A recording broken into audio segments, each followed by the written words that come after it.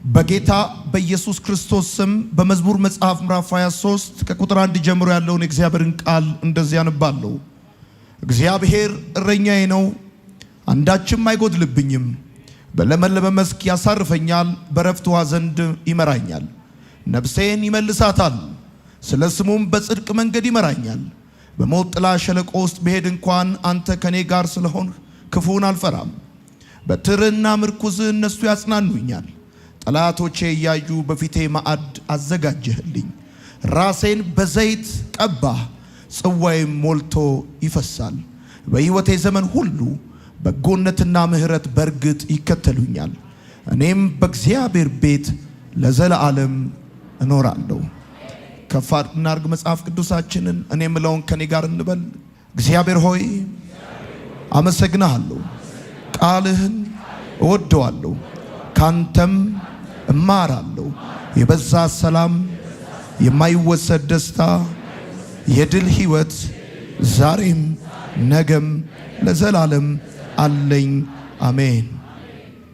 በኢትዮጵያ አዲስ ኪዳን ካህናት ቤተ ክርስቲያን አዲስ አበባ አጥቢያ በዛሬ በእሁድ ማለዳ ፕሮግራም ከኛ ጋር ይህንን ቃል እየተካፈላችሁ ያላችሁ ይህን ፕሮግራም ዛሬ የምንካፈልበት የመልእክታችን ርዕስ በሸለቆ ውስጥ ስታልፍ የሚል ይሆናል። ውድ የአገሬ ልጆች፣ ወንድሞቼና እህቶቼ፣ የእግዚአብሔር መንገድ በዚህ ጋር ነው ሊባል በማይችል መልኩ እጅግ አስደናቂና አስገራሚ ነው።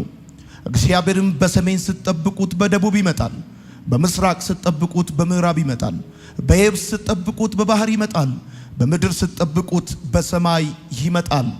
እግዚአብሔር አምላክ ልጆቹን የሚመራ አምላክ ነው። የሚመራ ብቻ ሳይሆን ደግሞ ወደ ነገራቸው የተስፋ ቃላቸው የሚያደርሳቸው፣ የሚጠብቃቸው፣ የሚሸከማቸው ድንቅ አምላክ ነው። ወዳጆቼ በዚህ ማለዳ የምንካፈልበትን ርዕስ እንደነገርኳችሁ በሸለቆ ውስጥ ስታልፍ የሚል ይሆናል። በሕይወት መንገድ ላይ ከፍታዎችም ዝቅታዎችም አሉ። ሁሌ ከፍታ፣ ሁሌ መከበብ፣ ሁሌ ሙላት፣ ሁሌ ድል ብቻ ሳይሆን አንዳንድ ጊዜም ደግሞ ብቸኝነት፣ ዝቅ ማለት ወይንም ደግሞ በአንዳንድ የሕይወት ፈተናዎች ውስጥ ማለፍ በሰው ሕይወት ውስጥ የተለመደ ጉዳይ ነው። ሕይወት ከተራራና ከሸለቆ የተሰራች ነች። ወዳጆቼ አንዳንድ ጊዜ ሁሉም ነገር ቀና ይሆናል፣ ሌላ ጊዜ ደግሞ ሁሉም ነገር ተቃራኒ ይሆናል። እንደዚህ ገጥሟችሁ የሚያውቅ ይመስለኛል። አንዳንድ ጊዜ ባሰባችሁት ባልጠበቃችሁት የሕይወት መንገድ ላይ ብዙ ነገሮች ቀና ይሆናሉ። ይከፉብኛል ወይንም ደግሞ ይጠነክሩብኛል ብላችሁ የምታስቧቸው ነገሮች ከሐሳባችሁ ከግምታችሁ በተለየ መልኩ ቀና ይሆናሉ። ሌላ ጊዜ ደግሞ በጣም ተዘጋጅታችሁ ጸልያችሁ አስባችሁ በጉዳዩ ላይ በቁርጠኝነት እየተራመዳችሁ ነገሮች ሁሉ ተቃራኒ የሚሆኑባቸው ጊዜያቶች አሉ። እንደነገርኳችሁ በሕይወት መንገድ ላይ ሁሌ ከፍታ ወይም ተራራ የለም። ዝቅታም ከፍታም ተራራም አለው። ሕይወት ከተራራም ከሸለቆም ከከፍታም ከዝቅታም ከተቀባይነትም ከመገፋትም ከሙላትም ከጉድለትም ከደስታም ከሐዘንም ከሁለቱም ተሰላስላ የተሰራች እንደሆነች አስባለሁ። ምናልባት ደግሞ ምን ያህል ዝቅ እንዳላችሁ ለመናገር እስከሚቸግራችሁ ድረስ ደግሞ የምትደርሱበት ጊዜ ይኖራል። ማለትም ምን ያህል እየተፈተናችሁ እንደሆነ፣ ምን ያህል ወደ ኋላ እንደቀራችሁ፣ ምን ያህል በአስጨናቂና ከባድ በሆነ ሁኔታ ውስጥ እያለፋችሁ እንደሆነ ለመናገር እንኳን እስከሚቸግራችሁ ድረስ አንዳንዶቻችሁ በአንዳንድ ጉዳይ፣ ለሌሎቻችሁ ደግሞ በሌላ ጉዳይ እንደዚህ አይነት የሕይወት መንገድ ላይ ታልፋላችሁ። በጠይቃችሁ ቃላት ፈልጋችሁ ልታገኙ በማትችሉት አይነት ዝቅታ ውስጥ እያለፋችሁ ያላችሁ፣ መገፋት ውስጥ፣ ማዕበል ውስጥ፣ ተግዳሮት ውስጥ ወይንም ደግሞ የሕይወት ጥያቄ ውስጥ ባልጠበቃችሁት የሕይወት ጥያቄ ውስጥ ያላችሁ አላችሁ። ምናልባት ከ10 ከ15 ዓመት በፊት ተማሪ በነበራችሁ ጊዜ ከወላጆቻችሁ ጋር ስትኖሩ ፕላን ካደረጋችሁት፣ ካሰመራችሁት፣ ከታያችሁ ከዛ ነገር በተቃራኒው እየኖራችሁ ያላችሁ ሰዎች ትኖራላችሁ። ደግሞ የሚገርመው እግዚአብሔር አምላክ በግልጽ አማርኛ በሚገባችሁ ቋንቋ ለእናንተ 1 2 3 ብሎ ነግሯችሁ ሲያበቃ ከዛ በተቃራኒ ቋንቋ በመታጡለት የህይወት ማዕበል ውስጥ የምትደፈቁና በዛ ውስጥ ያለፋችሁ ያላችሁ ሰዎች በዚህ ውስጥ ልትኖሩ ትችላላችሁ።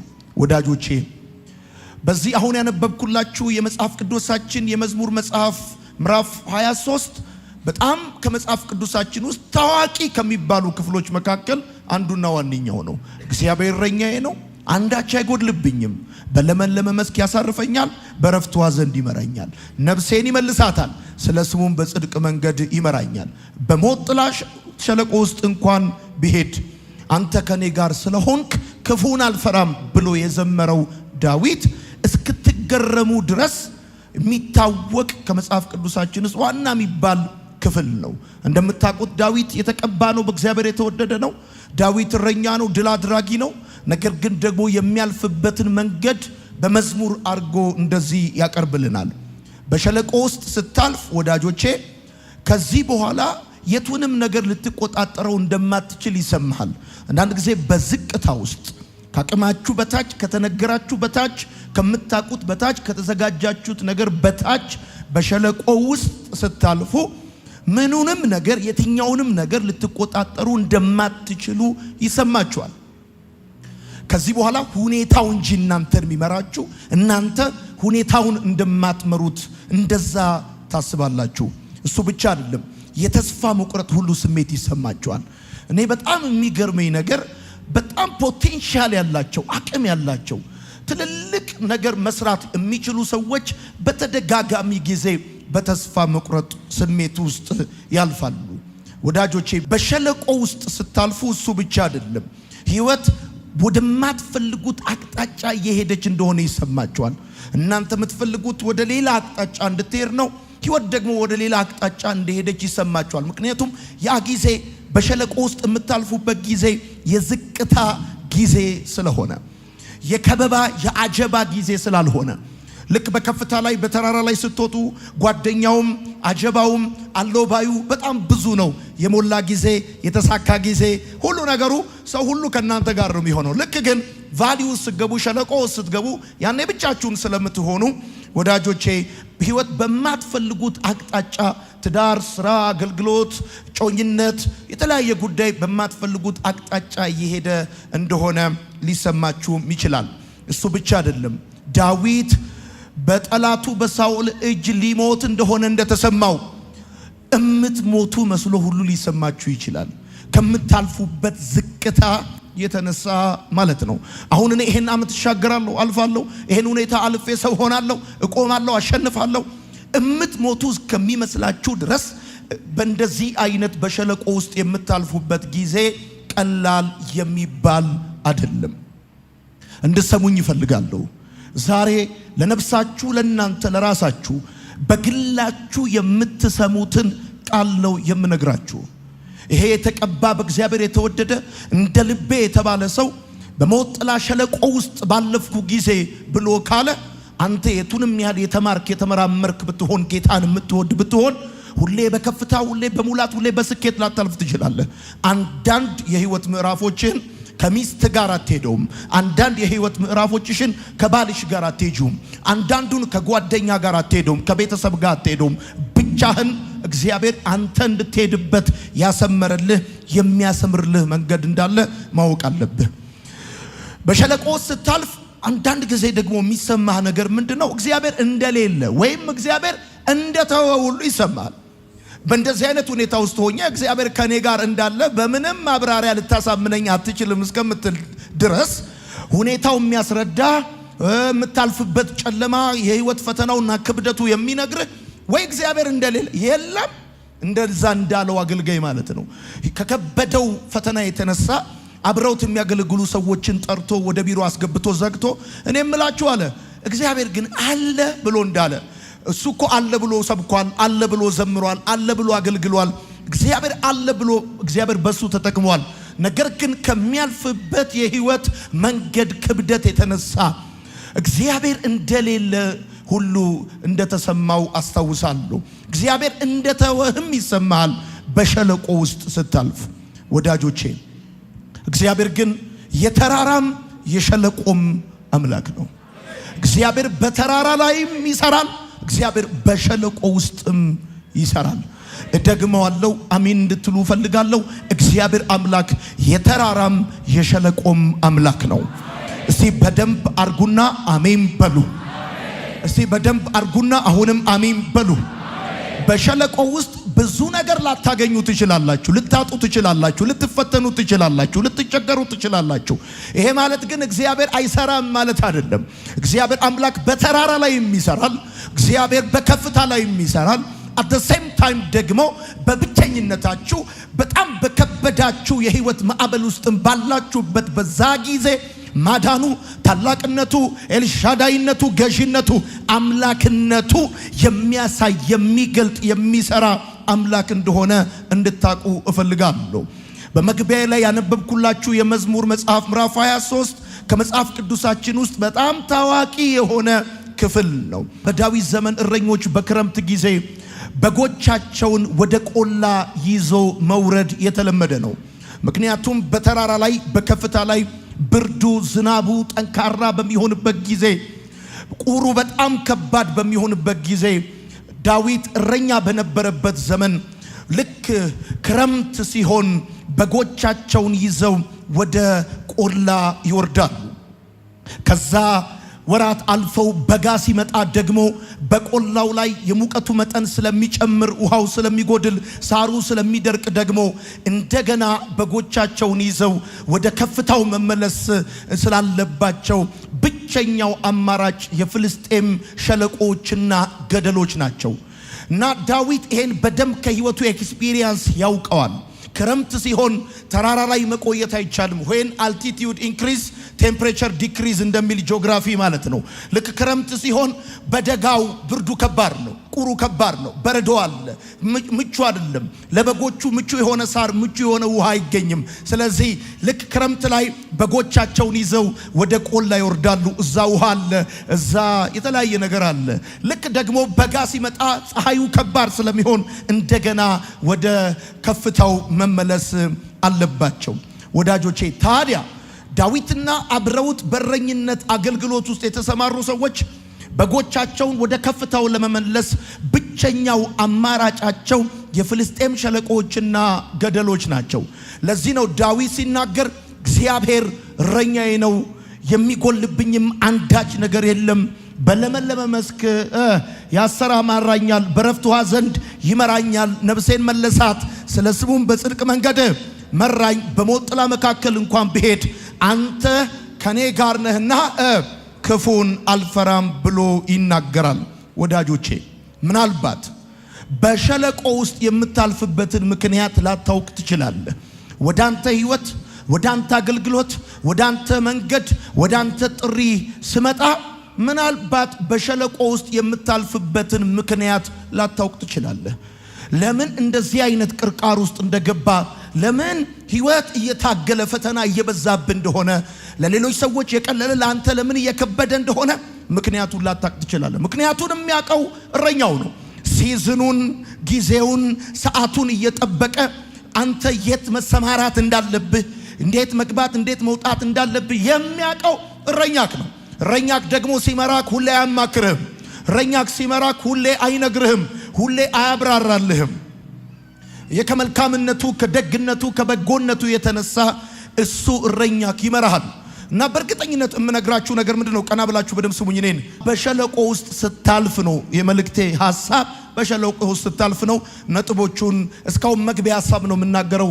ነጥቦቹን ከዚህ በኋላ እናገራለሁ። ሁለት መሰረታዊ ነገር ስለ ሸለቆ እንድታውቁ ፈልጋለሁ። አንደኛው በሸለቆ ውስጥ የምታልፍበትን ምክንያት ላታውቅ ትችላለህ። የቱ ጋር ነው የሳትኩት? ምንድነው ያጠፋሁት? ይሄ ነገር ለምንድነው በኔ ህይወት እየሆነ ያለው? ለምሳሌ አንዳንዶቻችሁ ሸለቆ መዘግየት ነው። የአንዳንዶቻችሁ ሸለቆ የልጅ አለመውለድ ነው። የአንዳንዶቻችሁ ሸለቆ በስራችሁ ተግዳሮት ነው። ብቻ ይለያያል። የምታልፉበት የህይወት መንገድ ይለያያል። ካላችሁበት የህይወት አውድ አንጻር እንድሰሙኝ ይፈልጋሉ። ምክንያቱ ምን እንደሆነ በሳይንስም በመንፈስም አብራርተ ልትደርስበት በማትችልበት መልስ የማታገኝላቸው የህይወት ጉዳዮች ብዙ ናቸው። ለምን እንደዚህ ሆነ ብለህ ብትል መልስ የማታገኝ። አሁን ይሄን ነገር መሸከም እችላለሁ? በህልምም በውንም አስበህ የማታውቀውን ጉዳይ አሁን ጉዳይ አድርገህ እየኖርክ ያለ ሰው እዚህ ውስጥ ልትኖር እንደምትችል አስባለሁ። ስለዚህ በሸለቆ ውስጥ ስታልፍ ማወቅ ያለብህ የመጀመሪያው ነገር በሸለቆ ውስጥ ለማለፍ ምክንያቱ ምን እንደሆነ ላታውቅ ትችላለህ። አንዳንዶቻችሁ ሐኪም ጋር ሄዳችሁ ተመርምራችሁ አረ ምንም ችግር የለም ተብላችሁ ጥያቄው ግን እናንተ ጋር ይኖራል። ወይንም ደግሞ ከምታስቡት የህይወት መንገድ ውጪ በትዳር በህይወት በተለያየ መንገድ ላይ ብቻ የምትፈተኑ ሰዎች ልትኖሩ ትችላላችሁ። ሁለተኛው ስለ ሸለቆ እንድትረዱ የምፈልገው ነገር ምንድነው? በሸለቆ ውስጥ የምትቆዩበትን ጊዜ ላታውቁት ትችላላችሁ። ምን ያህል እዛ ሁኔታ ውስጥ እንደምትቆዩ አታውቁትም። ምን ያህል እየተፈተናችሁ እየታገላችሁ ምን ያህል በዛ ሁኔታ ውስጥ እንደምታልፉ አታውቁትም። 1 ወር 2 ወር 3 ወር 6 ወር 6 ዓመት 10 ዓመት አይታወቅም። በሸለቆ ውስጥ የምታልፍበትን ጊዜ የሚያውቀው እግዚአብሔር ነው። ሰዓቱን የወሰነው እግዚአብሔር ነው። አሁን ይህን ቃል በደንብ በወኔ እንዲሰማኝ የምፈልገው እረኛ እንዳለው የሚያውቅ ሰው ነው። እግዚአብሔር እረኛዬ ነው አለ ዳዊት። ማይጋ እግዚአብሔር እረኛዬ ነው። አባቴ አይደለም እናቴ አይደለም ገንዘብ አይደለም፣ እግዚአብሔር እረኛዬ ነው፣ የሚያሳጣኝም የለም። ሃሌሉያ! እስቲ በደንብ አርኩና አሜን በሉ። ለምን ያህል ጊዜ ነገራችሁ ሳይናገር ሳይፈወስ ሳይከፈት ነገራችሁ ሳይለወጥ እንደምትቆዩ አታውቁም። ላታውቁ ትችላላችሁ። እግዚአብሔር ነው የሚያውቀው። ምናልባት እኮ ቢነግራችሁ እርፍ ትላላችሁ። በቃ ትጠብቃላችሁ። ያንን ቀን በቃ ያንን ቀን ትጠብቃላችሁ። መቼ ነው የሚፈወሰው? መቼ ነው የሚለወጠው? መቼ ነው የሚቀየረው ብላችሁ አይ በቃ የዛሬ 5 ዓመት ነው ከተባል ቁርጥህን አውቀህ ስራህን እየሰራ መዝሙርን እየዘመርክ ትጠብቀዋለህ። ግን እረኛክ የሚገርም ነው። ለምን ያህል ጊዜ በዛ ነገር ውስጥ እንደሚያሳልፍ አይነግርህም። እና አንደኛ ምክንያቱን ላታውቅ ትችላለህ። ሁለተኛ በምን ያህል ጊዜ እዛ ነገር ውስጥ ልትቆይ እንደምትችል ላታውቅ ትችላለህ። የሸለቆህን ምክንያትና የምትቆይበትን ጊዜ ባታውቅም አንድ ነገር ግን እንድታውቅ እፈልጋለሁ። የምትጽፉ ሰዎች ካላችሁ የሸለቆህን ምክንያት ባታውቅም በሸለቆ ውስጥ የምትቆይበትንም ጊዜ ባታውቅ አንድ ነገር ግን ማወቅ አለብህ። ሙሉ ህይወትህን በተራራ ላይ ብቻ እንደማትኖር ማወቅ አለብህ።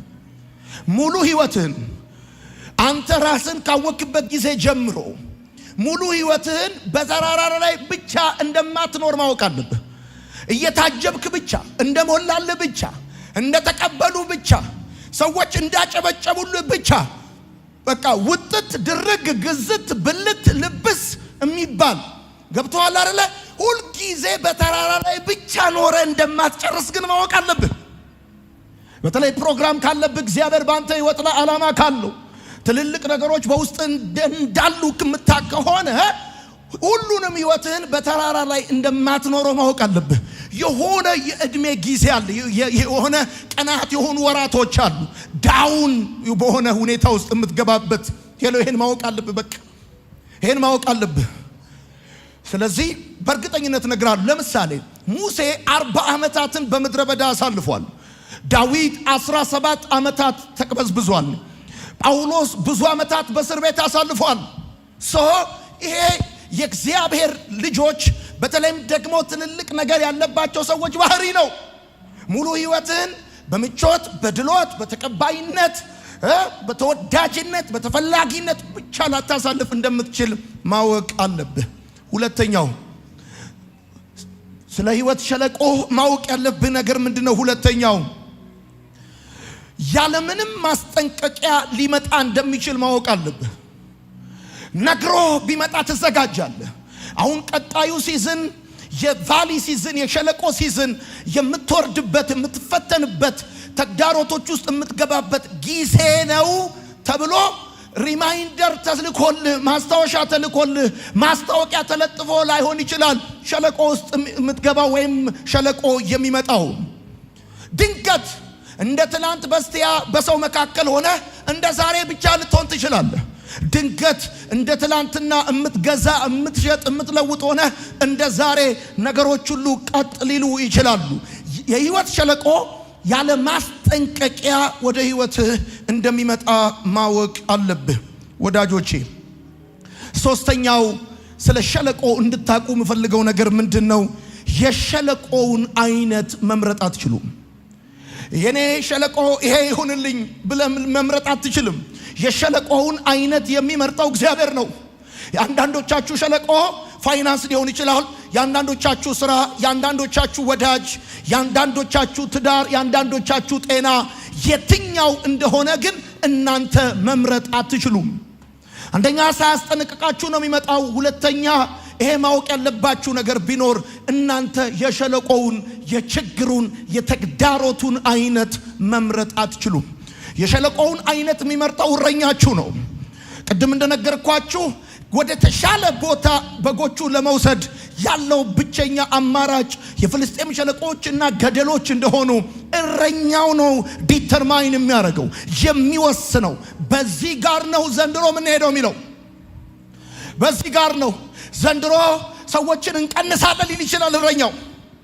ሄሎ እየሰማ ከሆነ ማለት ነው። እና የምታልፍበትን ሸለቆ የሚመርጠው የሚወስነው እግዚአብሔር ነው።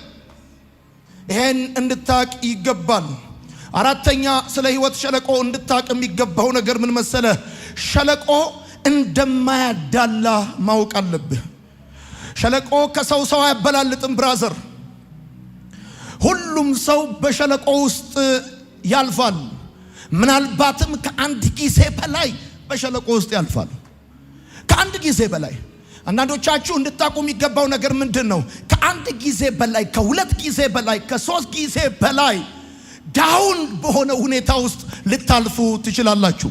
ሁሉም ሰው በሸለቆ ውስጥ ያልፋል። ሸለቆ አያዳላም። ሰው ከሰው አያበላልጥም። ይገርማችኋል። በደንብ ስሙኝ፣ እኔ ጋር ሁኑ።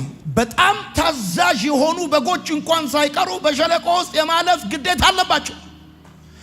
አንድ እረኛ፣ በጎች የሚመራ እረኛ፣ በጎች የሚጠብቅ እረኛ፣ ታዛዥ፣ በጣም መልካም በጎች እንዳሉት ሁሉ ደግሞ በጣም ቀሽቃዣ፣ አስቸጋሪ፣ እዚህ ጋር በደንብ በገንዳ ምግብ ብታቀርቡላቸው የቤቱ የማይጣፍጣቸው ወደ ጎረቤት አንገታቸውን የሚያሾልኩ በጎች አሉ።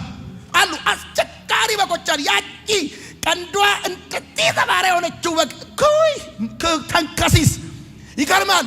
ተንከሲስ የሆነችውን በግ በሚመራበት መንገድ እረኛው በጣም ታዛዥ የሆነችውንም አብሮ ይመራታል። ይሄ መንፈሳዊ ነገር እማወራን እንደሆነ የገባው ሰው ብቻ ነው ምናምን ብሎ የሚለው። በጣም ታዛዥ በጎች እንኳን በሸለቆ ውስጥ ሊመራቸው እንደሚችሉ ማወቅ አለባችሁ። አሁን እኔ ምን አጥፍቼ ነው? ቁጭ በይ ሲል ቁጭ ብያለሁ፣ ተነሺ ሲለኝ ተነስቻለሁ፣ ተያለኝ ተውኩ፣ አርጊያ ይሄን አረኩ፣ ምን አረኩት እኔ ይሄው በሰባይ ነው የምኖረው እና ብላችሁ ኮምፕሌን ልታደርጉ አትችሉም። በጣም ታዛዥ፣ በጣም መልካም፣ በጣም ቅን፣ በጣም ደግ በጎች እንኳን ሳይቀሩ በሸለቆ ውስጥ ሊያልፉ እንደሚችሉ እንደሚያሳልፋቸው ማወቅ አለባችሁ። አንድ በግ አንድ እረኛ 2000 3000 በጎች ሊኖሩት ይችላሉ በአይሁዶች ዘንድ እና በቃ እዛ በግ መካከል የሚዋጋለ፣ የሚራገጣለ፣ የሚንቀሸቀሻለ። እረኛው ግን ጉዞ ሲጀምር ይገርማል፣ ሁሉም ተሰልፈው እና ያቺ አስቸጋሪዋን በግ ከጨዎቹ መካከል ተቀላቅላ ጨዎቹም ከአስቸጋሪዎቹ ጋር ተቀላቅለው ምንም እንዳልተፈጠረ ምናምን እያሉ ሲሄዱ ስታይ ከሩቅ ለሚመለከት ሰው ሁሉም በጎች አንድ አይነት ይመስላሉ። እረኛው ግን በስም ያውቃቸዋል፣ በድርጊት ያውቃቸዋል፣ በደንብ ያውቃቸዋል። እና ማወቅ አለብህ፣ ይሄንን ሄሎ ማወቅ አለብህ ወዳጆቼ። እና ይገርማ ሸለቆ አያዳለም። ሀብታም ድሃ፣ ትንሽ ትልቅ፣ ወንድ ሴት፣ ነጭ ጥቁር አያዳለም። ይገርማል። በደም ስማኝ። ምንም ያህል ጥሩ ብትሆን፣ የቱንም ያህል ጥንቃቄ ብታደርግ ለውጥ አታመጣም። በጣም ጥሩ ብትሆን፣ የቱንም ያህል ጥንቃቄ ብታደርግ፣ ተግዳሮቶችን፣ ቻሌንጆችን ወደ አንተ ህይወት እንዳይመጡ ምንም ለውጥ አታመጣም። አንተ በጣም ጥንቃቄ ቢኖርህ፣ በጣም ጥሩ ሰው ብትሆን፣ ደግ ብትሆን፣ በቃ ከበር መልስ ጋባዥ ብትሆን፣ በቃ ያውንኩ ብትል ይገርምሃል፣ ንፉጎቹን በሚወስድበት የህይወት መንገድ አንተንም እረኛው ሊወስድ እንደሚችል ማወቅ አለብህ ወዳጆቼ። ታዝላችኋል። ዳዊት ቁጥር 4 ላይ ስለ ህይወት ሸለቆ ከመናገሩ በፊት፣ ስለ ሸለቆ ከማውራቱ በፊት እንደዚህ ብሎ ይናገራል። ስለ ስሙ ሲል በጽድቅ መንገድ መራኝ ይላል። አይታል። የጽድቅ መንገድ እንኳን ሸለቆ አለው። ጻፍ። መራኝ አለ። ስለ ስሙ ሲል ስለ ሸለቆ ከማውራቱ በፊት በሞት ጥላ መካከል ብሄድ እንኳን አንተ ከኔ ጋር ነህና ክፉን አልፈራም ብሎ ሲል ዳዊት አይተሃል። ይሄን ከማለቱ በፊት አስቀድሞ ምንድነው ያለው? ስለ ስሙ ሲል በጽድቅ መንገድ መራኝ። ሄሎ 23ኛው ምዕራፍ እየጻፈ ያለው ዘማሪ እየሄደ ያለው እኮ የጽድቅ መንገድ ነው። ነገር ግን የጽድቅ መንገድ ምን አለው? ሸለቆ አለው። ኢማጂን። ስለዚህ አንተ በጽድቅ እየነገድክ፣ በጽድቅ እያገለገልክ፣ በጽድቅ እየኖርክ በሸለቆ ውስጥ ሊመራህ ይችላል። ይሄን ማወቅ አለብህ። በጽድቅ ነው የምነግደው ይለዋል አንዳንድ ሰዎች መጥተው እኔ እንደዛ አጋጥሞኛ ቃል ምንድነው ከኔ የሚፈልገው ይለዋል። እግዚአብሔርን መጥተው እኮ ነው እንዴት በቃ እንደዚህ ብለው ይሄው ይለዋል። ምንድነው የሚፈልገው ከኔ ይላል። እንዴት ይሄው በቃ በጽድቅ ነው እንደዚህ ነው እንደዛ ይላል። እና ዳዊትስ ምን አለ? እግዚአብሔር እረኛዬ ነው የሚያሳጣኝ የለም አለ። ከዛስ ስለ ስሙ ሲል አለ በጽድቅ መንገድ መራኛል። ከዛ በኋላ ነው ስለ ሸለቆ ያወራው ሰውየው። ኢቭን የጽድቅ መንገድ እንኳን ሸለቆ ሊኖረው ይችላል ወዳጆቼ። አምስተኛ እንድታቅ የምፈልገውን ነገር ልንገርህ። አምስተኛ እንድታቅ የምፈልገው ነገር ሸለቆ የማይቀር ሀቅ መሆኑ ነው። የማይቀር ሀቅ። ሰዎች አንድ ጊዜም ከአንድ ጊዜ በላይ በሸለቆ ውስጥ ሊያልፉ ይችላሉ። የማይቀር ሀቅ ነው። ስማ፣ ወደ ከፍታው ሌላ መንገድ የለም። አማራጭ መንገድ የለም። the only way ወደ ከፍታው ያለው መንገድ ዝቅታው ብቻ ነው።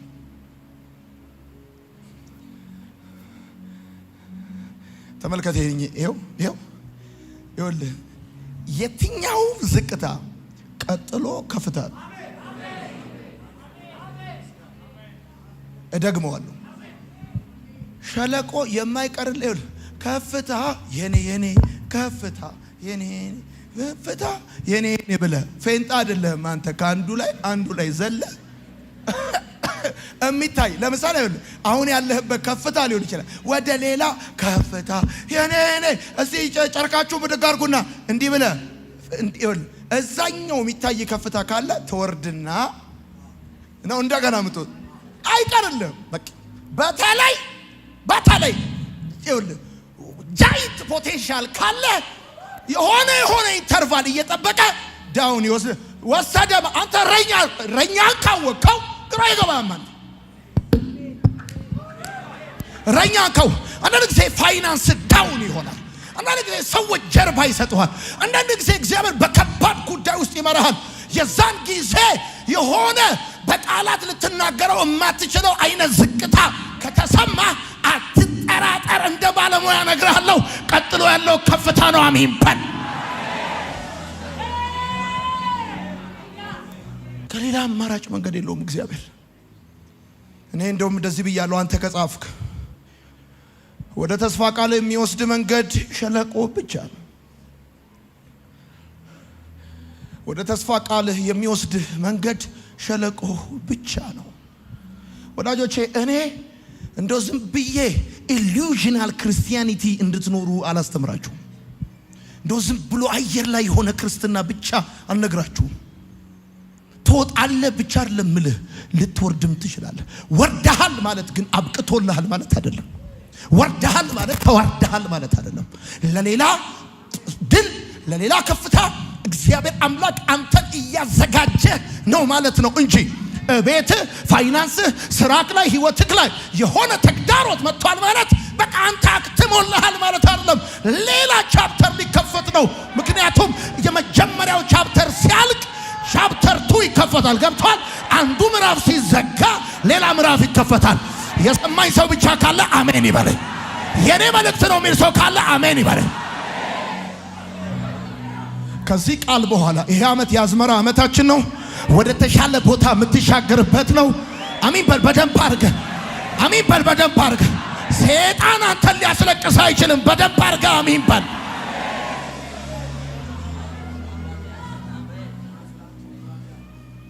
ስለዚህ ስለ ሸለቆ እንድታቅ የምፈልገው ነገር አለ። አንደኛ ሸለቆ ውስጥ የምታልፍበትን ምክንያት ላታቅ ትችላለህ። ምን ያህል ጊዜ እንደምትቆይ ላታቅ ትችላለህ። ነገር ግን ሁሉም ሰው የህይወት ዘመኑን በከፍታ አይጨርስም። ከዛ ሲቀጥል ደግሞ በማስጠንቀቂያ ወደ አንተ አይመጣም። እሱ ብቻ አይደለም፣ የማይቀር ጉዳይ ነው። ይሄ አሁን የነገርኩ ሸለቆ ብዬ የምልህ ጉዳይ የሚመጣ ጉዳይ ነው፣ የማይቀር ጉዳይ ነው። ሌላ የተሻለ መንገድ የለም ወደ ከፍታ። የተሻለ መንገድ ወደ ከፍታ ዝቅታ ነው። የተሻለ መንገድ ወደ ክብር ውርደት ነው። የተሻለ መንገድ ወደ ማግኘት ማጣት ነው። የተሻለ መንገድ ወደ ድል ወደ ስኬት ፈተና ነው። አለቀ። አስተማሪ አመት ሙሉ ያስተምርህና የፈተና ወረቀት ጠረጴዛ ላይ ያስቀምጥልሃል፣ ይፈትናል። ማለት አንተ ወደሚቀጥለው ክላስ መሻገር ካለብህ ኤቭሪ ፈተና አናዘር ሌላ ሌቭል ኦፍ ክላስ አለው። በቃ ኢየሱስ ጌታ ነው። አሜን ይባላል። ስድስተኛ በህይወት ሸለቆ ውስጥ ስታልፍ ማወቅ ያለብህ ነገር ምን መሰለህ? ሸለቆ ዓላማ እንዳለው ማወቅ አለብህ። ፐርፐዝ አለው። እረኛው በጎቹን ወደ ተሻለ ቦታ የሚወስዳቸው በሸለቆ በኩል እንደሆነ ሸለቆ ዓላማ አለው። ይሄ ተግዳሮት፣ ይሄ ሚስ አንደርስታንዲንግ፣ ይሄ መገፋት፣ ይሄ ባልጠበቀው የህይወት አቅጣጫ ውስጥ መሄድ ዓላማ አለው። ዝም ብሎ አይደለም ብራዘር፣ ዝም ብሎ አይደለም። እግዚአብሔር አምላክ ዝም ብሎ ለጫወታ አንተን የሚመራበት መንገድ የለውም። እያንዳንዱ አንተ የምታልፍበት የምትረግጥበት እርምጃ ሌሰን አለው፣ ዓላማ አለው፣ ፕሮግራም አለው። ሸለቆው ህይወት የሚፈተንበት ብዙ ጦርነት ያለበት ስሜት የሚጎዳበት ቢሆንም አመለካከትና አስተሳሰብ ግን የሚዳብርበት ነው። ይገርማል። በየትኛውም አይነት ሁኔታ ውስጥ ግባ፣ ገብተህ ስትወጣ ግን ከመግባት በፊት እንደነበረው ሆነ አትወጣም። አመለካከት፣ አስተሳሰብ፣ አቅም፣ ጉልበት፣ ክርስትና መንፈሳዊ ህይወት እንኳን እንደቀድሞ አይሆንም። አለው ዓላማ፣ አለው ምክንያት፣ አለው እግዚአብሔር ጉዳይ አለው እዛ ውስጥ። እየሰማኝ ያለ ሰው ካለ አሜን ይባላል። አሁን ላለበት ብቻ አይደለም ለሚመጣውም ቀድመ አሜን በል። አሜን አለው። አስተሳሰብ የሚያድግበት የሚዳብርበት ነው። የዓላማ አለው። ሸለቆ ፐርፐዝ አለው። እምነትህ የሚጠነክርበት ነው። እንደ ቀድሞ አይነት ልፍስፍስ እንደው ዝብዬ ፉዬ ገላይ ሆነ ፌዝ አይኖርህም። ይገርማል። እሳቱ ቢነድ ቢቀጣጠል መጠኑ ቢጨምር ባያትነንም ብለው እንታሉ።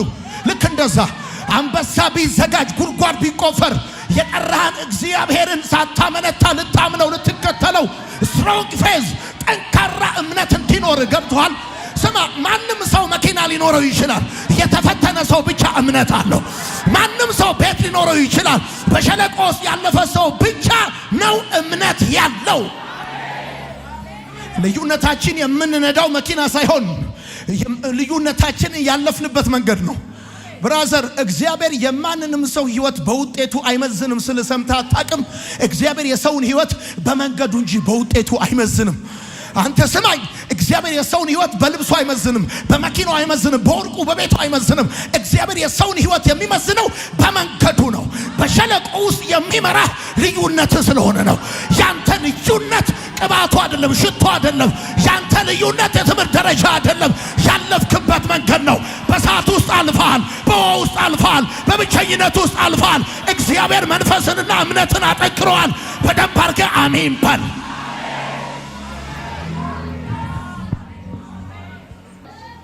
ረዘራፍ የአገሬ ሰው ሲናገር አልሰማም። ጥራኝ ጫካው፣ ጥራኝ ደኑ፣ አረ ወዱ ይላል።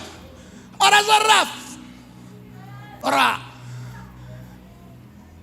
አለው ነገር። አንተ እኔ ሙዚቀኛ ባልሆንም ይመጣብኛል። አለው ነገር እንዲህ አብዝቶ ዝም ካል ጠላቴ ሆይ ደስ አይበልህ። ቢመሽም ለኔ ቀን አለው ጉዳይ። ዝም ብሎ አይደለም በጨለማው በኩል የሚመራይ፣ በከባዱ መንገድ የሚመራይ ዝም ብሎ አይደለም። ይገርማል። እምነቴን ሊያጠነክረው ነው። ይገርማል። እስራኤልን በኤርትራ ባህር በምድረ በዳ በግብፅ የመራ አምላካችን ምክንያት አለው። ይገርማል። ምክንያት አለው። ከፊት ለፊት የተንጣለለው ኤርትራ በላይ እግዚአብሔር አምላክ የነገስታት ንጉሥ የጌቶች ጌታ እንደሆነ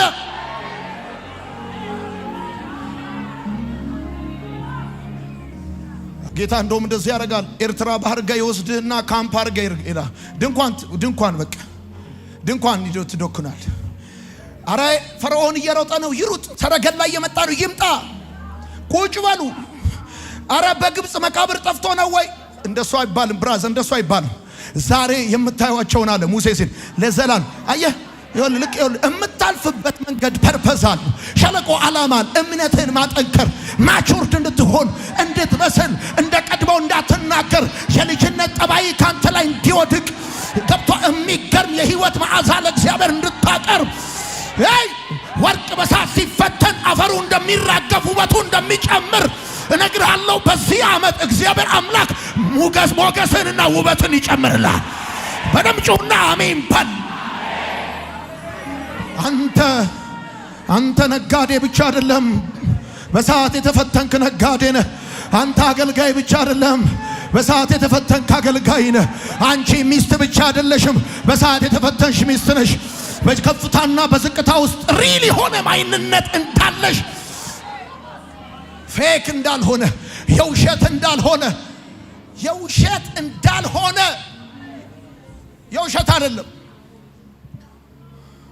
የውሸት አይደለም። እኔ ከእግዚአብሔር ዘንድ መልእክት ይዤላችሁ ነው የመጣሁት።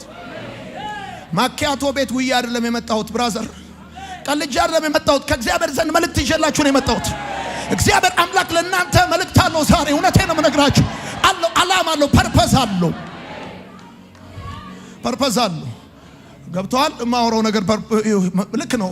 ሸለቆ ህይወትን የሚፈትንበት በጣም ብርቱ ጦርነት፣ ስሜትም ይጎዳበት ሊሆን ይችላል። የምታልፍበት ነገር እኮ ቀላል ነው እያልኩ አይደለም። ስሜትን ይጎዳል። እንቅልፍ እስክታጣ እያለ ቀን ያስለቅሳል። ነገር ግን ይገርማል። እምነት እንዲጠነክር፣ አስተሳሰብህ እንዲያድግ፣ እንዲጎለበት፣ ድክመትህ እንዲራከብ ራሱ በቃ አንዳንድ አላስፈላጊ ትዝ ይለኛል። ሃይ ስኩል ተማሪ ሆኜ እኔ ማጠናበት ክፍሉ ጋር አጠገቡ ላይ አንድ ዛፍ አለ፣ አንድ ባህር ዛፍ አለ። ትልቅ ዛፍ ነበረ እና ካጠገቡ ደግሞ አንድ የጽድ ዛፍ አለ። እያጠናው እያለ አንዳንድ ጊዜ ከባድ ንፋስ ሲነሳ ባህር ዛፉን በመስኮት በኩል አየዋለሁ። መሬት ነክቶ ይመለሳል። ከዛ የደረቀው ነገር ይራገፋል። ጽዱ ግን ክንችር ብሎ እንደቆመ ነው የሚቀረው። ይገርማል። እና አንድ ቀን በመስታወት በኩል አየው የሚነሳው የትኛውም ንፋስ ህይወት የሌለውን ነገር አራግፎ እኔን ይመልሰኛል እንጂ ይገርማል፣ ወድቆ አያውቅም። ፈተና ሊነሳ ይችላል፣ ተግዳሮት ሊነሳ ይችላል፣ ማዕበል ሊነሳ ይችላል። ነገር ግን ከህይወትህ ላይ መውደቅ ያለበትን ነገር ይጥለው ይሆናል እንጂ አንተን አይጥልህም። መንገድን አያቆመው። አንተ ቤትን አይፈትነው፣ ቤትን አይበትነው። ጩና በደንብ አድርጋ አሜን በል።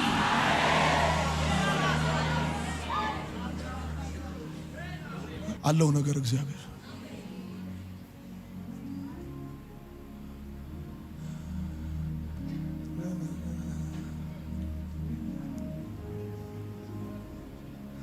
አብዝቶ ዝም ካለ ጠላቴ ሆይ ደስ አይበል፣ ቢመሽም ለኔ ቀን አለ።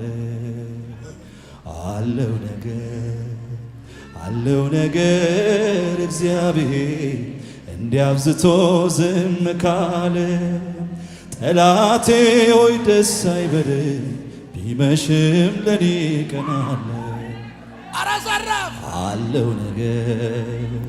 አለው ነገር እግዚአብሔር እንዲያብዝቶ ዝም ካለ ጠላቴ ሆይ ዘምር፣ ቢመሽም ለኔ ቀን አለ። እኔ በጣም የሚገርማችሁ ነገር ልንገራችሁ። አንዳንድ ጊዜ እኔ ገና እድሜ ለጉርምስና ሲደርስ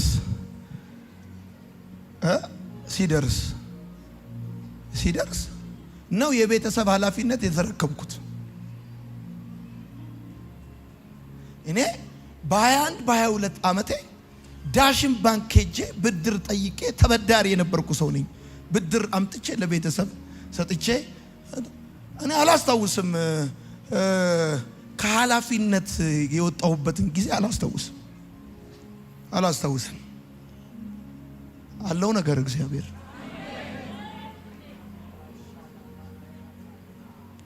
የቤተሰባችሁን በርደን እናንተ ላይ ከጫነ ለሀገር አጭቷችሁ ነው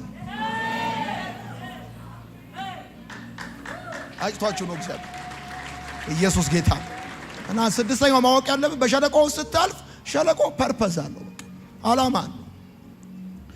መዘግየትህ ዓላማ አለው እንጂ እንደው ዝም ብሎ አንተ ዓላማ አለው ብራዘር፣ ዓላማ አለው በላቸው ብሎኛል ጌታ። ሰባተኛ በሸለቆ ውስጥ ስታልፍ ማወቅ ያለብን ነገር ልንገርህ። ሸለቆ ማለፊያ እንጂ መኖሪያ እንዳልሆነ ማወቅ አለብህ። ማለፊያ ነው የምታልፍበት እንጂ የምትኖርበት አይደለም። ብራዘር እሱ መክሰስ እንጂ ራት አይደለም። ታልፈዋለህ። ይሄን አልፈ ትዘምራለህ። ይሄን አልፈ ትመሰክራለህ። ይሄን አልፈ እንደ ታሪክ ታወራዋለህ። ይሄን አልፈ መጽሐፍ ታረጋዋለህ። ይሄን አልፈ መዝሙር ታረጋዋለህ። ታልፈዋለህ። ይገርማል። ይሄ ማለፊያ ነው። ይሄ ጨለማው ምናም ይሄ ማታከክ ማለፊያ እንጂ መኖር አይደለም። ዳዊት በሸለቆ በኩል ነው ያለው። በሸለቆ በኩል ነው ያለው። ሸለቆ ማለፊያ እንጂ መኖር አይደለም። እና ብዙ ጊዜ እኔ ሳጣ የማይደብረኝ ለዛ ነው። የማላለቅሰው ለዛ ነው። ማለፊያ ነው እንጂ መኖሪያ የሚባል ማጣት የለም። ብራዘር ኢየሱስ ጌታ ነው። ማለፊያ ነው። ጌታ ምስክሬ ነው። ማለፊያ ነው። ማለፊያ ነው። ስምንተኛው በሸለቆ ውስጥ ታልፍ ማወቅ ያለብን ነገር ልንገርህ። እግዚአብሔርን ወይንም እረኛውን ማወቅና እንደሚመራ ማወቅ ብቻውን በቂ ነው። ወደ ቫሊ፣ ወደ ሸለቆ፣ ወደ ቻሌንጅ ውስጥ ስትገባ እረኛውን ማወቅና እየመራክ እንደሆነ ማወቅ ብቻውን በቂ ነው። ሌላ ተጨማሪ ግሳንግሳ አያስፈልግህም። እረኛውን ማወቅ ብቻውን ይበቃሃል። ለምን እዚህ ሸለቆ ውስጥ እንደገባ ከዚህ ሸለቆ መቼ እንደምትወጣ ምክንያቱ ምን እንደሆነ ምናምን ለማወቅ ምናምን ጥረት ማድረግ እሱ አያስፈልግም። የሚያስፈልግ እረኛውን ማወቅ ነው። ዳዊት እንደዚህ እግዚአብሔር እረኛዬ ነው። እሳ አይደለም፣ ታላቅ ወንድሜ አይደለም፣ ጉልበቴ አይደለም፣ አቅሜ አይደለም። እግዚአብሔር እረኛዬ ነው፣ የሚያሳጣኝም የለም። በለመለመው መስክ በረፍቱ ዘንድ ይመራል። ነፍሴን መለሳት፣ ስለ ስሙም በጽድቅ መንገድ መራኝ። በሞት ጥላ መካከል እንኳን ብሄድ አንተ ከኔ ጋር ነህና። ቻቻቻቻቻ የገባው ሰው ካለ የሰማኝ ሰው ካለ በሸለቆው ስታልፍ የሚጠቅምህ እነማን እንደተውህ፣ እነማን እንደረሱ፣ እነማን እንደሚያወሩብህ አይደለም ማወቅ የሚጠቅምህ እረኛህን ማወቅ ነው። እረኛዬ እግዚአብሔር ነው ማለት ነው። በቃ አለቀ። እየመራክ እንደሆነ ማወቅ።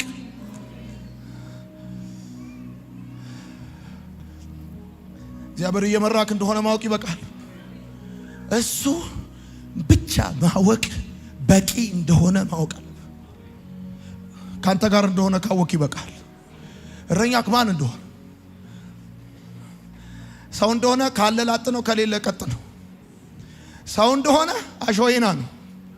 በቃ ሰው እንደሆነ ፈንዲሻ በለው። በቃ ስታየው ሳህን ሙሉ ነው፣ ስዘግነው ጭብጥ አይሞላም። በቃ በምታልፍበት መንገድ እረኛህን ማወቅና እየመራክ እንደሆነ ማወቅ ብቻው በቂ። አንዳንዶቻችሁ የምታልፉበትን የህይወት መንገድ ማብራሪያ ፍለጋ እንዳትሰቃዩ፣ እንዳትቸገሩ። ዘጠነኛ ማወቅ ያለብን ነገር ልንገር። ይሄ ሸለቆ ውስጥ የምታልፍበትን ምክንያት ላታቅ ትችላለህ፣ የምትቆይበትን ጊዜ ላታቅ ትችላለህ። ነገር ግን ዘጠነኛ ማወቅ ያለብን ነገር ልንገር። እግዚአብሔር ላንተና ለእርሱ ክብር በማያመጣ መንገድ እንደማይመራህ ማወቅ አለብህ። በየትኛው መንገድ ይምራ እግዚአብሔር አምላክ በዛ መንገድ የሚመራ ላንተና ለሱ ክብር እንደሚያመጣ እርግጠኛ በሆነበት መንገድ ብቻ ነው የሚመራ። አንድ ነገር አውቃለሁ፣ በየትኛው መንገድ ይውሰደኝ፣ በአጭሩ ይውሰደኝ፣ በረዥሙ፣ በከባዱ ይውሰደኝ፣ በቀላሉ እግዚአብሔር ለኔና ለሱ ክብር በማያመጣ መንገድ አይመራኝም።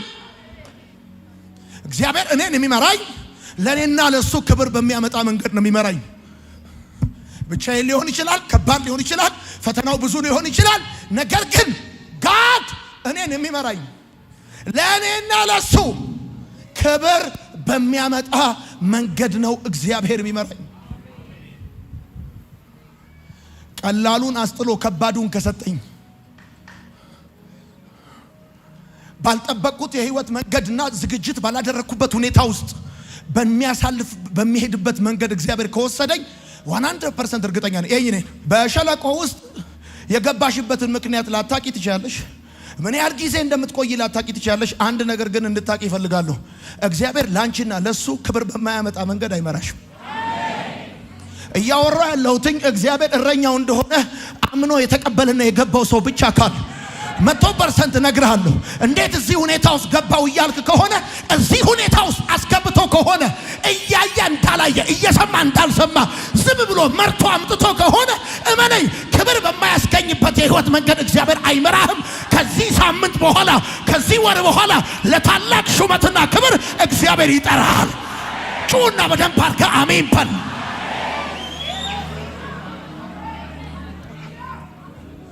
እግዚአብሔር ላንተና ለሱ ክብር በማያመጣ መንገድ አይመራህም። እግዚአብሔር ላንተና ለሱ ክብር በማያመጣ የህይወት መንገድ አይመራህም።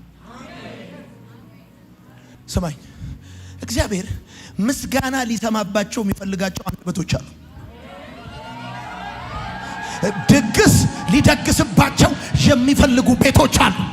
ክብሩን ሊገልጥባቸው የሚፈልጉ ትዳሮች አሉ። እግዚአብሔር አምላክ ሊመሰገንባቸው የሚፈልጋቸው ወርቃማ ታሪኮች አሉ። በቃ መረጠሽ፣ በቃ መረጠ ስሙን ባንተ ማስጠራት፣ ባንቺ ማስጠራት፣ ባንተ ማስጠራት መረጠ። ምስጋናውን ባንተ አፍ ማስነገር ፈለገ እግዚአብሔር።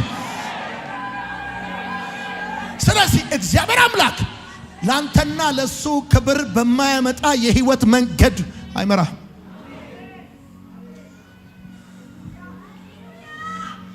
አይመራህም። አንዳንዶቻችሁ የአንዳንድ ሰው ሸለቆ እኮ ውጭ ሀገር ነው ታውቃለህ። አንዳንዱ እኮ ያልፍልኛል ብሎ ደህና ሁኑ ብሎ ድግስ ደግሶ ቻው ብሎ ሄዶ እዛ ገብቶ ጌታ ሆይ የአኮር ሸለቆ ነው በለኝ ጊታር ግዙልኝ ብሎ ዲዲው እኔ አሁን ያለሁት ዋሽንግተን ዲሲ ነው ግን ወዳጆቼ ያለ እንደገና ሌላ ነገር ውስጥ ነው ያለው። ብራዘር ያንዳንድ ሰው ግን እነግራለሁ፣ ጌታ ምስክሬ ነው። እግዚአብሔር አምላክ ለሱ መዝሙር በማያመጣ ክብር በማያመጣ ለሱ ክብር፣ ለሱ ውዳሴ፣ ለሱ ምስጋና፣ ለሱ በረከት በማያመጣ ላንተ ደግሞ አክሊል በማያመጣ የህይወት መንገድ ላይ አይመራህም። እኔ እየሰማኝ ያለ በመንፈስ ከኔ ጋር እየፈሰሰ ያለ ሰው እዚህ ቤት መልእክት እንዳለው አምኖ የመጣ ሰው ካለ አሜን ይበለኝ። በቅርብ ጊዜ የክብር ኒሻን እግዚአብሔር ባንተ ላይ ያደርጋል።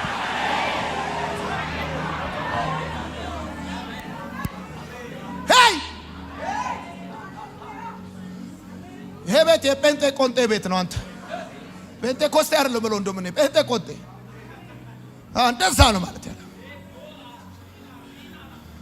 አንቺ ቤት የዘገየ ነገር ካለ አትጠራጠሪ፣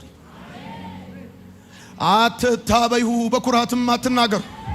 እግዚአብሔር አዋቂ ነው፣ ስራውንም ይመዝናል። አንቺ ቤት የዘገየ ነገር ካለ ከቁጥር ይልቅ አንዱ ሳሙኤል፣ ከሰባቱ ይልቅ አንዱ ሳሙኤል ለእግዚአብሔር ካህን እንደሆነ አገልጋይ እንደሆነ አትጠራጠሩ።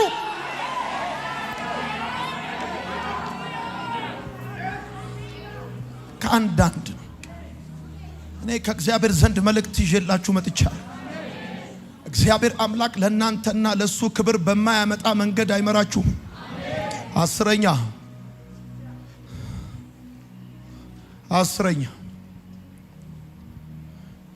አስረኛ በሸለቆ ውስጥ ስታልፍ ማወቅ ያለብህ ነገር ምን መሰለ? ተራራው አንተ እግዚአብሔርን ለማግኘት የምትወጣበት፣ ሸለቆ ደግሞ እግዚአብሔር አንተን ለማግኘት የሚመጣበት ቦታ እንደሆነ ማወቅ አለብህ። ልክ እግዚአብሔር አምላክ ወደ ህይወት ከፍታ ሲያመጣ ያ ታይም ማለት አንተ እግዚአብሔርን ለማግኘት የምትወጣበት፣ ዳውን ስትወርድ ደግሞ እግዚአብሔር አንተን ለማግኘት የሚመጣበት ነው። ለምን መሰለ? ግርግሩ ብዙ ነው፣ ደዋዩ ብዙ ነው፣ ፈላጊ ብዙ ነው። ስልኩ አሁንም ነው የሚጮኸው። ሊያወራ ካልቻለም ቢዚ ሆነበታል። ስለዚህ ለተወሰነ ጊዜ ካፍታ ማስታወቂያ በኋላ ይመለሳል ብሎ ጓደኞችን አንተን ዳውን ቱ ዘ ቫሊ ይወስዳል ወረታቸው። የዛን ጊዜ የሚደውልልህ የለም። ያኔ ብቻ ትሆናለህ። መጽሐፍ ለማንበብ፣ ለመጸለይ፣ ለመዘመር ትመቸዋለህ። ያን ጊዜ አንተን ለማግኘት ሰማይ ወክ ያደርጋል፣ ወዳለበት ሁኔታ ይመጣል። የሰማኝ ሰው ካል የገባው ሰው ካል ተራራው አንተ እግዚአብሔርን ለማግኘት የምትወጣበት ነው። ሸለቆ እግዚአብሔር አንተን ለማግኘት የሚመጣበት ነው። ለዚህ ነው አባብላታለሁ አለ። ወደ ምድረ በዳም ወስዳታለሁ። ለምን? እዛ ወስጄ የልቤ ለልቧ አጫውታታለሁ። ሄይ እንደ ወዳጅ ኢየሱስ ጌታ። ስለዚህ እንደዚህ ነው ያለው። ስማኝ፣ ይኸው ሁሉ ሲሞላ ሲሳካ አጃቢ ሲበዛ ያን ጊዜ አንተ እግዚአብሔርን ለማግኘት የምትወጣበት ፕሬዝ ጋድ ያደረገልኝን ልንገራችሁ ትላል። ኢየሱስ ክርስቶስ ጌታ ነው ምናምን ትልና የሆነ ምዕራፍ ይወስዳል። ከዛስ አሁን ደግሞ እኔ የማደርገውን እነግርሃለሁ ይልና ደግሞ ወደታች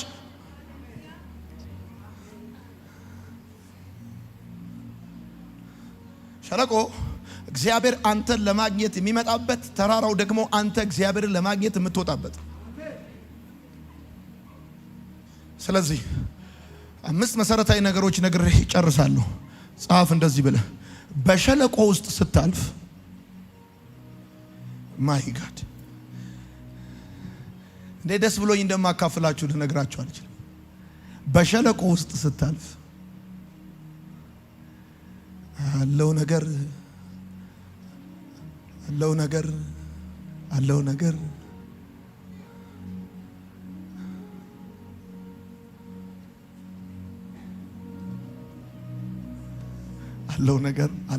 እላለሁ እኔ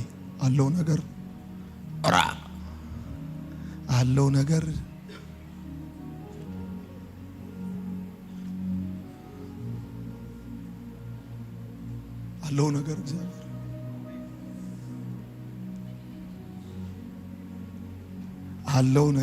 አለው ነገር እግዚአብሔር በሸለቆ ውስጥ ስታልፍ ጻፍ።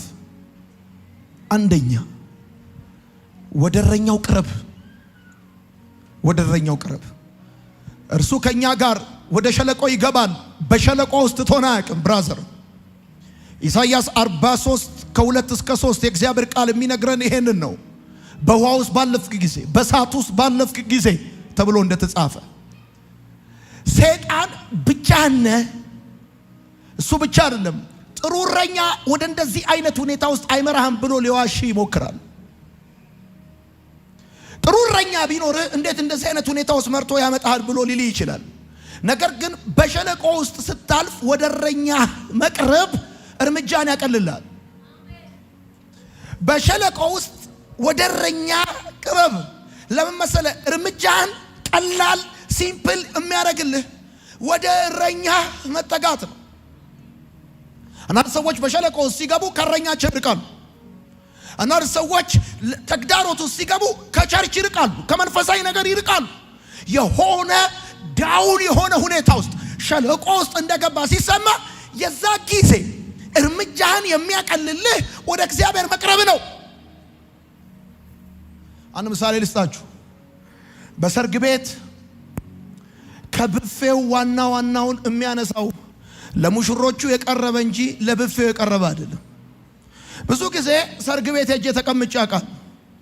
ከዛስ ለሙሽራው የተጠጉ ሰዎች አሁን ሰርግ ቤት ምግብ መነሳት ሲጀምር እንዴት ነው?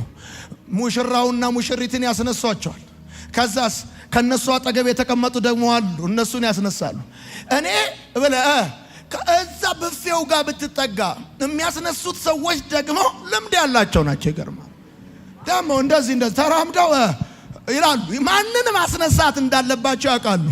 ከሙሽራው በራክ ቁጥር የምታነሳው ጥቅል ጎመን ነው።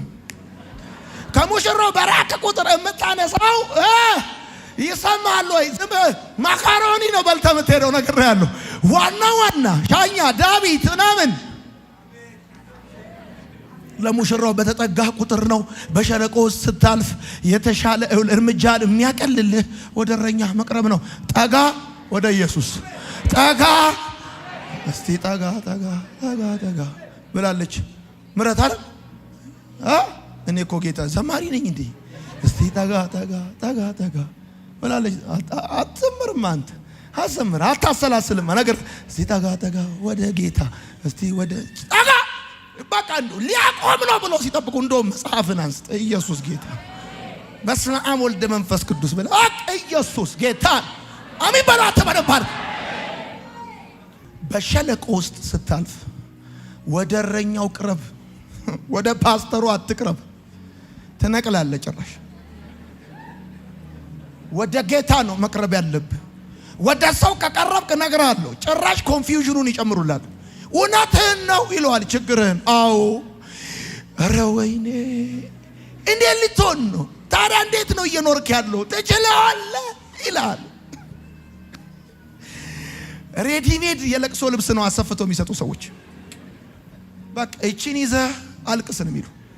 በሸለቆ ውስጥ ስታልፍ ወደ ሰው አይደለም መቅረብ ያለብህ። ጌታ ምስክሬ ነው። ያስቀዋል፣ ነግሬሃለሁ፣ ያሳቅቀዋል። ወደ ሰው አይደለም ወደ እግዚአብሔር ራሱ ወደ እግዚአብሔር ከመቅረብ የተነሳ አንዳንድ የቅርብ ሰዎች ራሳቸው በምን ውስጥ እያለፍክ እንደሆነ አያውቁ። ስትመጣ ፊት ያበራል። ሙሴ ከእግዚአብሔር ጋር ቆይቶ ሲመጣ ቁርበቱ ያበራ እንደነበረ በጣም ቻሌንጁ ከባድ በሆነ ሲዝን ወደ እረኛ ስትቀርብ፣ ወደ ጌታ ስትቀርብ ይቸግርህ አይቸግርህ፣ ይጉዳል ይሙላ የሚታወቅ ነገር የለም። ስትመጣ ሻይ ታረጋለህ። አሜን በል። እየሰማኝ ያለ ሰው መልእክት እንዳለው ሰው የሚያውቅ ሰው ካለ አሜን ይበል። ወደ እረኛ ጠጋ፣ ወደ እረኛ ቀረብ። በተለይ በሸለቆ ውስጥ ስታልፍ ወደ እረኛ ማትቀርብ ከሆነ፣ ወደ ሰው የምትቀርብ ከሆነ እነ አድምቄን ነው የምታገኘው። በቃ እነ ደባልቄን አድምቄን በቃ ምናምን የምታገኘው ነገር ያለው። ወደ እግዚአብሔር ስትቀርብ ግን ይገርምሃል። ሃሌሉያ። ሁለተኛ በሸለቆ ስታልፍ ሁለተኛ ከእረኛው ጋር ተነጋገር። ዳዊት ወደ ሸለቆ በገባ ጊዜ ስለ እግዚአብሔር መናገር አቁሞ ከእግዚአብሔር ጋር መነጋገር ጀመረ። ምዕራፉን ሲጀምር ምዕራፍ 23 እንደዚህ ነው ያለው፣ እግዚአብሔር እረኛዬ ነው አለ፣ የሚያሳጣኝም የለም አለ። በለመለመው መስክ ያሳድረኛል፣ በረፍቷ ዘንድ ይመራኛል አለና ነፍሴ መለሳት፣ ስለ ስሙን በጽድቅ መንገድ መራኝ። ከዛስ እስከዚህ ድረስ እስከ ቁጥር 3 ድረስ ስለ እግዚአብሔር ነበር የሚያወራው። ልክ ወደ ሸለቆ ሲገባ በሞት ጥላ መካከል እንኳን ቢሄድ አለና አንተ ያናግረዋል እረኛውን፣ አንተ ከኔ ጋር ነህና ክፉን አልሆነም፣ በትርህና ምርኩዝማ አንተ። ልክ ሸለቆ ስትገባ ከእረኛው ጋር ነው መነጋገር ያለብህ። ከሰው ጋር፣ ከከራይ ጋር፣ ከምቀኛ ጋር፣ ሸረኛ ጋር ማውራትና ከእግዚአብሔር ጋር በሞት ጥላ መካከል እንኳን ቢሄድ አንተ ከኔ ጋር ነህ አናግረው። እግዚአብሔር ክፉን አልፈራም፣ በትርና ምርኩዝ እነሱ በጠላቶቼ ፊት ለፊት ገበታን። እግዚአብሔር አናግረው፣ እረኛውን ማነጋገር ነው። አንዳንድ ሰው ታውቃለህ፣ ሸለቆ በባህሪው ያስወራል። ታውቃለህ፣ ሸለቆ በባህሪው ያስወራል። ብቻህን ነው እንደ ሰካራ የሚያደርግ። በቃ ታወራለህ ዝም ብሎ። በቀደም እኔና ዶይ እየሄድን እንደዚህ ያልኩ አንድ ሰው ብቻውን ሆኖ ያወራል። ትልቅ ሰው ብቻውን ነው እንዴ? ብቻውን ሆኖ ያወራል። ስላጣራ ብቻውን ነው። ከማን ጋር ያወራልች? ከማን ጋር ያወራልች? ብቻውን ነው። ሄሎ ሄይ ዳውንስ እንደዛ አይነት ሁኔታ ውስጥ ስትገባ ከማንም ጋር አታወራም። ብትደውልላቸው አይሆኑም። በነገራችን ላይ ያለህ ጊዜ ስልክ እስኪግል እስኪፈነዳ ነው የሚያወሩክ። አይውል ላተር ከቴሌ በኦርደር እስከምትልክ ድረስ በመከራ ያስጨንቋል። ልክ እስቲ እግዚአብሔር ወደሚፈልግ ወደዛ የጣፋንታ ክፍል ውስጥ ያስገባ፣ እዛ ቻፕተር ውስጥ ያስገባ። ብትፈልጋቸው አያነሱም ስልክህን። ብትፈልጋቸው አንተ የዛን ጊዜ ማድረግ ያለብህ ከችግር ጋር ለማውራት ያለብህ፣ ከጨለማው ጋር ከሁኔታው ጋር አይደለም ማውራት ያለብህ፣ ከእረኛ ጋር ነው ማውራት ያለብህ። አንተ ወደምትገባበት ወደ የትኛው ሁኔታ አብሮ የሚገባ በሸለቆ ውስጥ የማይተው በብቸኝነት ጊዜ የሚጠጋ አምላክ አለ። ከሱ ጋር ማውራት አለብን። በሞት ጥላ መካከል እንኳን ቢሄድ አንተ ከኔ ጋር ነህና። ቁጥር 1 እግዚአብሔር እረኛዬ ነው፣ ስለ እግዚአብሔር ያወራል። ቁጥር 4 በኋላ ያለውን ስታነበው፣ ከ5 በኋላ ያለውን ስታነበው ግን በሞት ጥላ መካከል እንኳን ቢሄድ አንተ ከኔ ጋር ነህና ክፉን አልፈራ፣ በትርህና ምርኩዝህ የማ ያንተ ያናግረዋል። አንተ ያናግረዋል ዳዊት ፋዘር የስ በሞት ጥላ መካከል እንኳን ቢሄድ አንተ ከኔ ጋር ነህ። አሁን የሚያዋጣው ከአባት ጋር መነጋገር ነው። ኤቭሪዋን ሲዘጋ የሚያዋጣው ከእግዚአብሔር ጋር መነጋገር። እውነቴን ነው የምነግርህ፣ የትኛውንም ሁኔታ ገንጥሎ ወደ አንተ ይመጣል። እኔ ማወራላችሁ እኮ በምሳሌ የምነግራችሁ ከሰው ይልቅ እጅግ የሚጠጋጋ እውነተኛ ወዳጅ ሰው እንኳን ክፉ ሆኖ ሳለ የሚጠራውን ልጁን እንዳልሰማ እንደማይሆን የምትጠሩት አምላካችሁን ብራዘር ይኸውልህ በሸለቆ ውስጥ ሲያልፍ ወደ እግዚአብሔር መጮህ አጋጣሚ አይደለም። ወደ እግዚአብሔር የመጮህን ጥቅም የማወቅ ውጤት ነው ይሄ። በሸለቆ ውስጥ ስታልፍ ከእግዚአብሔር ጋር ተነጋገር፣ ከሰው ጋር አትነጋገር። እየወጣ ፖስት አታርክ። ይታለፋል ይሄ ቀንም ብለህ ፖስት አታርክ። ደግሞ ይሄን ሰምተህ ጻፋሉ አንዳንድ ሰው በቃ ወጥቶ ሶሻል ሚዲያ ላይ ይታለፋል ይሄ ቀንም በቃ እንደምንም አጠቃቅቶ አይ ጓደኛ ምን አይላ በቃ የሆነ ነገር እንደዚህ የረሳናቸውን የአማርኛ ፊደሎች እንዲህ እግር ያላቸውን ፈልጎ አምጥቶ ፖስት ጋይስ ገባ እኔ ምላችሁ ምናምን ብሎ በኖርማል የሚያወሩ ሰዎች አሉ እኮ እኔ ይኖር ገብቶ ሸለቆ ስትገባ ከእግዚአብሔር ጋር ከሰውየውም ጋር አትግባቢም፣ ከባልሽም ጋር አትነጋገሪ። ገብቶሻል ማወራው?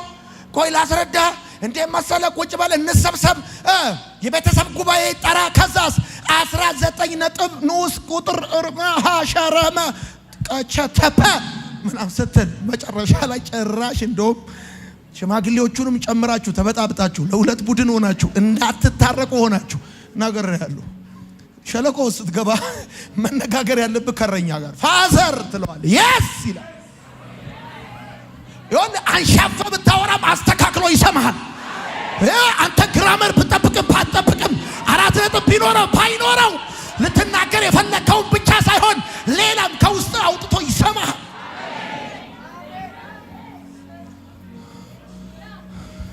ሸለቆ በባህሪው ትሪገር ያደርጋል። ገብቷል? ይነካካል፣ ስሜታ ያደርጋል፣ ቁጣ ያደርጋል፣ የሆነ ነገር ምን ያደርጋል እና ቃላት እንዳትመርጥ ያደርጋል። የዛን ጊዜ ከሰው ጋር ካወራ እንዴት ነው እባክህ ብሎ ነው የሚጀምረው። እንደውም ችግሩ ያለው አንተ ጋር ነው ይልሃል። ችግሬን ያቀልልኛል ያልከው ሰውዬ ዋና ችግር ሆኖ ቁጭ ይላል። ከእግዚአብሔር ጋር ፋዘርስ የስ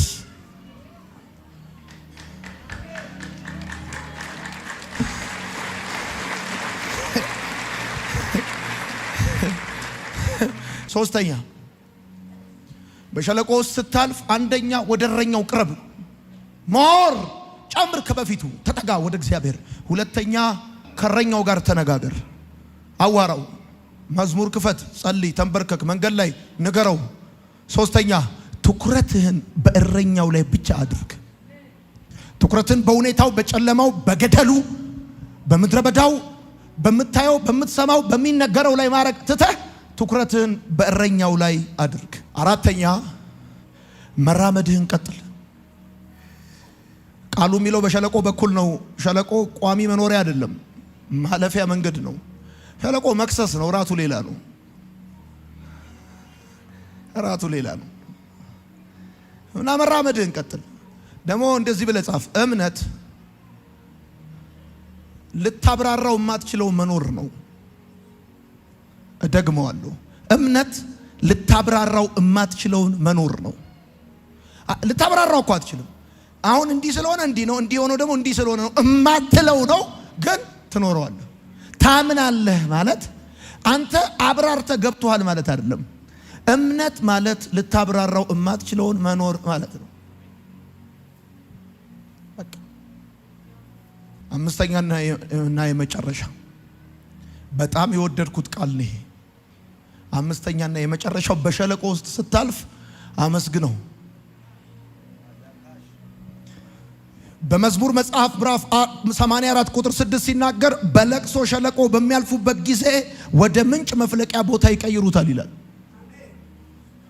በለቅሶ ሸለቆ በሚያልፉበት ጊዜ ወደ ምንጭ መፍለቂያ ቦታ ይቀይሩታል። እነሱ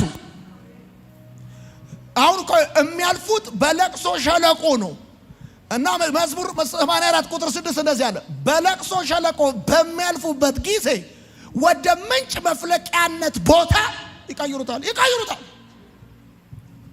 አንተ በለቅሶ ሸለቆ በምታልፍበት ጊዜ ወደ መዝሙር መፍለቂያ፣ ወደ ትምህርት መፍለቂያ ታማራለህ ብለው ሲጠብቁ ትማራለህ። አንተ ኢየሱስ ጌታ ነው። ተራ ቁጥር 1 ዚስ ኢዝ ዛት ትላል። እስቲ ነው የምለውን በሉ። በለቅሶ ሸለቆ በሚያልፉበት ጊዜ በሉ እስቲ ወደ ምንጭ መፍለቂያነት ይቀይሩታል። ድገሙት እስቲ። በለቅሶ ሸለቆ በሚያልፉበት ጊዜ ወደ ምንጭ መፍለቂያ ቦታ ይቀይሩታል። እቀይርላችኋለሁ አይደለም ያለው? ወደ ምንጭ መፍለቂያ ቦታ ይቀይሩ። መዝሙር 84 ቁጥር 6 አንብቡት። ወደ ምንጭ መፍለቂያ ቦታ ይቀይሩታል። አመስግነው በቃ ፋዘር ታንክ ዩ ሎርድ አመሰግናለሁ። እንዲህም አይነት ይወታል። ወደ ምንጭ መፍለቂያ ቦታ ይቀይሩታል። ሰባኪዎች ከሌሎች ሰዎች የሚለያቸው ይሄ ነው። እያንዳንዱን የሚያልፉበትን መንገድ ወደ ስብከት ይቀይሩታል። እንደ ትዳር፣ እንደ ስራ፣ እንደ ግል። በለቅሶ ሸለቆ በምታልፍበት ጊዜ ወደ ምንጭ መፍለቂያ ቦታ መቀየር ያንተ ድርሻ። አሁን አንዳንድ ሰዎች ወደ እንጉርጉሮ ይቀይሩታል። በቃ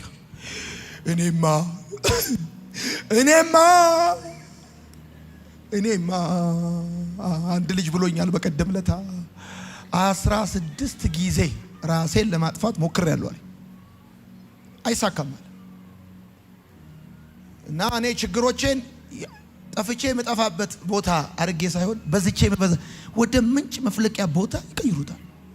የመጨረሻው እና 6ኛው የዛን ጊዜ ዘዳግም 8 ቁጥር 7 እግዚአብሔር ምንጭን ይሰጣል።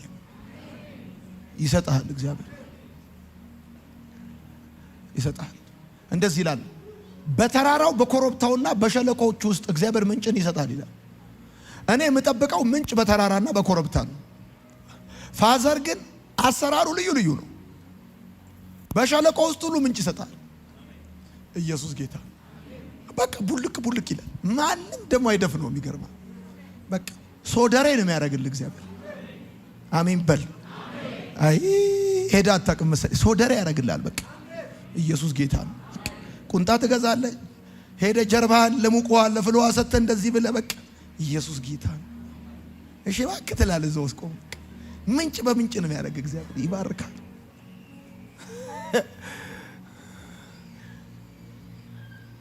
በሸለቆ ውስጥ ስታልፍ ወደ እረኛው ቅረብ። ከእረኛው ጋር ተነጋገር። ከእረኛው ጋር አውራ። ከነገ ቀን ጀምሮ ወጣችሁ ከሰው ጋር ምናምን ቀንሳችሁ ከእግዚአብሔር ጋር ፋዘር አመሰግናለሁ። እነሱ ባይረዱኝም አንተ ስለምትረዳኝ፣ እነሱ ባያግዙኝም አንተ ስለምታግዘኝ፣ እነሱ ከኔ ጋር ባይሆኑ አንተ ከኔ ጋር ስለሆንክ አመሰግናለሁ ስትለው ነገሩ ራሱ ይቀየራል። ይመጣል፣ ይወርዳል።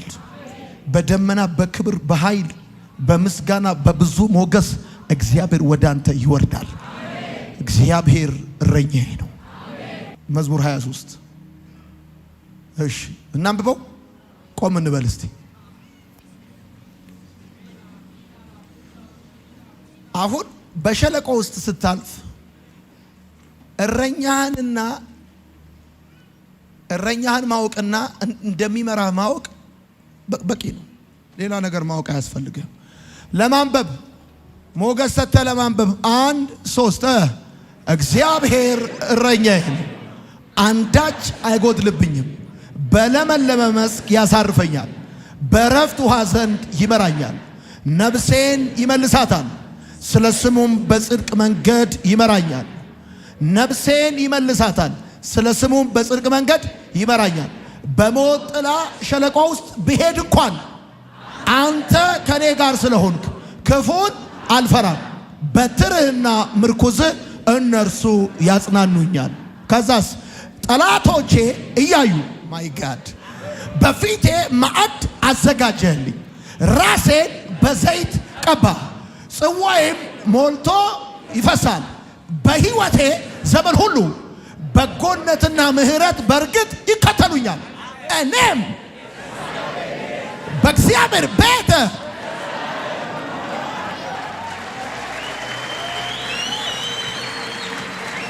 ቆይ እንደገና እንደገና ተመልከቱ። ቆይ ብዙ ጊዜ መጽሐፍ አንብባችሁታል። አሁን ዳዊት ቁጥር 1 ይሁት እግዚአብሔር እረኛዬ ነው አለ። ስለማን ነው የሚያወራው? ስለ እግዚአብሔር። አንዳች አይጎልብኝም፣ እሺ። በለመመለስ ያሳርፈኛል፣ በረፍቱ ዘንድ ይመራኛል፣ እሺ። ነፍሴን ይመልሳታል፣ ማ? እግዚአብሔር። ስለ ስሙም በጽድቅ መንገድ ይመራኛል። ከዛስ በሞት ጥላ ሸለቆ ብሄድ እንኳን፣ አሁን ተቀየረ ጨዋታው፣ ተቀየረ። አንተ ከዚህ በፊት ስለ እግዚአብሔር ነበር የሚያወራው፣ አሁን ግን ከእግዚአብሔር ጋር ነው የሚነጋገረው። በሞት ጥላ ሸለቆ ውስጥ ከከተታችሁኝ እኔ ከእናንተ ጋር ማውራት ትቼ ከእሱ ጋር ማውራት ቀጥላለሁ ነው። በሞት ጥላ ሸለቆ ውስጥ ብሄድ አንተ ከእኔ ጋር ስለሆንክ ይለዋል ጌታን። ክፉን እረኛውን ያናገራል። ስሙ፣ በትርና ምርኩዝ እነሱ።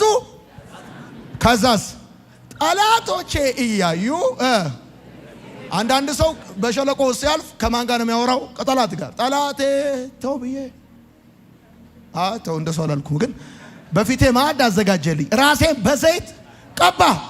እግዚአብሔርን እኮ ነው የሚለው፣ ቀባ። ከዛ ጽዋዬ ሞልቶ ይፈሳል። በህይወቴ ዘመን ሁሉ በጎነትና ምህረት በእርግጥ። አሁን ይሄ ሰውዬ እርግጠኛነቱ ምን ተካላችሁ? እረኛውን ያውቃል፣ እንደሚከተለውም ያውቃል፣ እንደሚመራውም ያውቃል። ይሄን ካወቅ ይበቃል።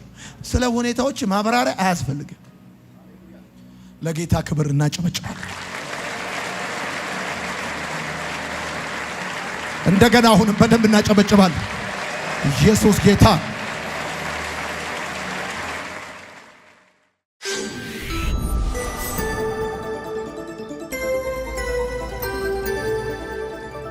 ወንጌል ይለውጣል።